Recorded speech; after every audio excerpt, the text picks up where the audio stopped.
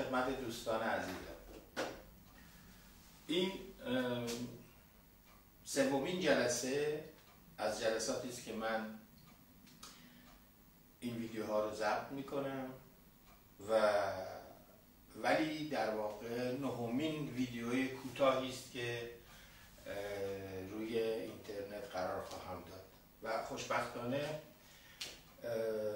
خیلی خوشحال و راضی هستم از اینکه افراد بسیاری این ویدیوها رو دیدن و مخصوصا افراد بسیار به هر حال تا اون حدی که توی این مدت کوتاه این ویدیوها توزیع شده.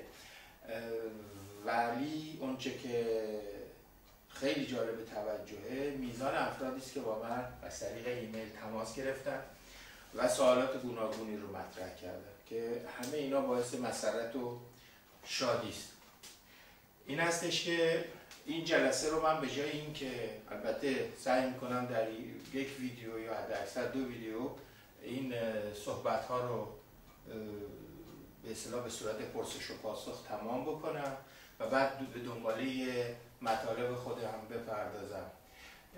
این ویدیوها رو به جای اینکه این دفعه به اصطلاح دنباله مطالب رو عرض بکنم، سعی میکنم به اون سوالاتی که از طریق ایمیل برای من فرستاده شده و نقطه نظراتی که به اصطلاح دوستان عزیز دادن، چه اونهایی که محبت آمیز بوده و چه اونهایی که محبت آمیز نبوده، اینجا خدمتتون عرض کنم. البته چیزی که هست، چون من نمیدونم اجازه دارم یا نه آدرس ایمیل، چون بعضی از این افراد آخرش امضا دادن بعضی ها ندادن، من اگر اجازه بدید اسم هیچ کدومشون رو نیارم و همین اندازه که مطالبی که مطرح میکنن رو اینجا مطرح کنم و تا اونجایی که امکان پذیر هست پاسخ بدم به اونها. بله، عرض میکردم که بسیاری تشویق کردن، بسیاری هم خب گفتن که این چجور برنامه‌ایه و چرا این ویدیوها و اینجور حرفا. به اونها کار نداریم. به هر حال من هدفم همونطور که توی ویدیوی اولی که روی اینترنت گذاشتم، هدفم در تماس قرار گرفتن با دوستان جامعه شناس درون ایرانه.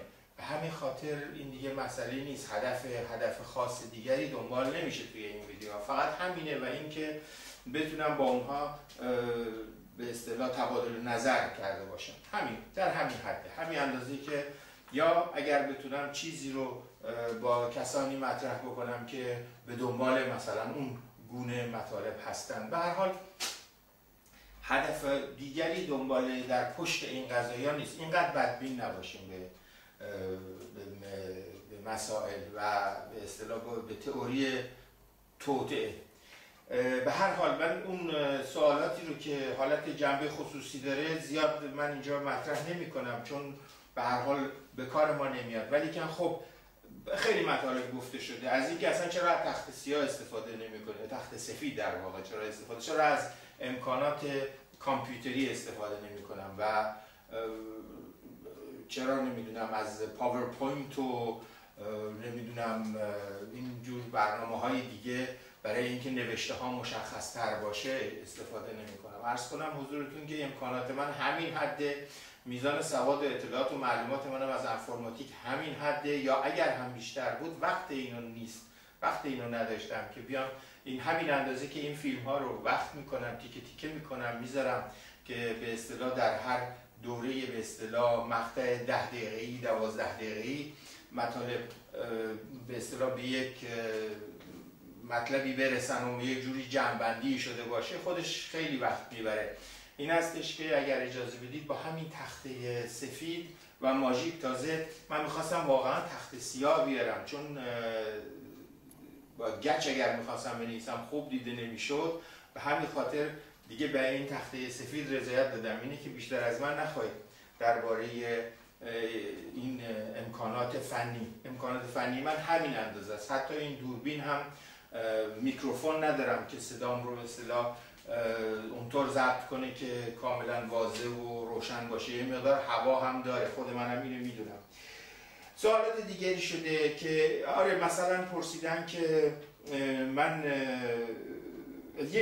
یکی سوال خیلی خوبی شده درباره اینکه چرا من در مورد تفسیر واقعیت وقتی میگم حقیقت همان تفسیر واقعیته و فرمول میدم، البته ننوشته بودم ظاهرا، ولی به هر حال میگن چرا اینو ضرب‌در کردی. من اینو درباره صحبت میکنم تا چند دقیقه دیگه. چیزی که هست ازم پرسیدن که من مطالب رو خیلی ساده میگیرم. ظاهرا مطالب ساده هستن، نباید تصور بکنید که مطالب سختن. اون چه که به اصطلاح سختی مطالب رو پیش میاره، البته درست هم هست، نه اینکه سختی بیجایی باشه، زمانی است که شما مطلبی رو، موضوعی رو از وجوه گوناگون به اون بپردازید و این پرداختن از وجوه گوناگون خودش به اصطلاح باعث پیچیدگی موضوع میشه. و خب البته در این شکی نیست اون فیلسوفی که میاد موضوعی رو مطرح میکنه و از جوانب گوناگونی موضوع رو بررسی میکنه، مسلما صحبت پیچیده تریه تا زمانی که وقتی من فقط فلسفه رو به اندازه این تعریف کردم که خب این اندیشه های کلیست یا نظریه رو به شکلی مطرح کردم که خب یک معنا دادن به مشاهداته و به همین سادگی، در این حال که به همین سادگی هست، در این حال خب پیچیدگی خودش هم داره. کسی منکر این نمیتونه بشه که کسی که معنا دادن، خب یه نمونه خیلی خوبش همینه، معنا دادن به مشاهدات بستگی تام داره به فردی که داره این معنا رو میده، یعنی به میزان سواد و معلومات و دید و آگاهی و تجربه و به هر حال به عواملی بستگی داره که این عوامل رو نشان دهنده میزان پختگی اون نظریه است. ولی در عمل همین اندازه است که بله این به اصطلاح تفسیر معنا دادن به مشاهداتش میشه. در همین حد حرفی که من میزنم درسته که ساده است، غلط نیست.